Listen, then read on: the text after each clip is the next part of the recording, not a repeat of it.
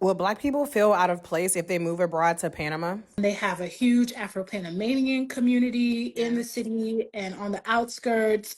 So you're not gonna feel like you don't belong. Like you're gonna Yeah. like fit right in if you are a person of color. I think that was part of the like sense of feeling at home. I see everybody who looks like me around here. Like I don't feel like I'm an outsider in any way. Yeah. And I think for a lot of people, especially in today's climate, like that's Yeah. important to just, feel seen.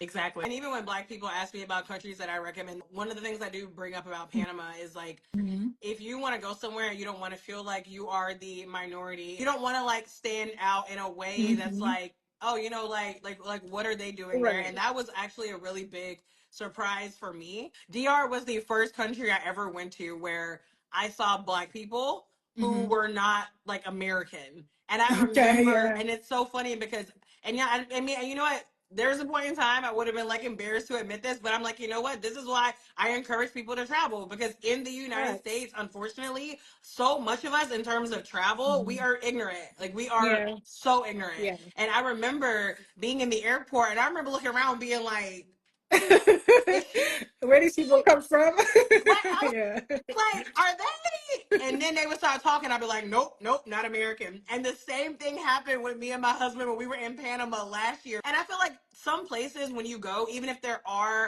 is like some like Afro lineage, a lot of times it's like, oh yeah, but you got to go to this one area. Yeah, right. Like, Yeah, so yeah, localized to one area, yeah. exactly. So I remember like we were in Panama City and like we were just seeing Black people everywhere. And it was Mhm. so many times with my husband, like we would play this little game like, you think they're from the US?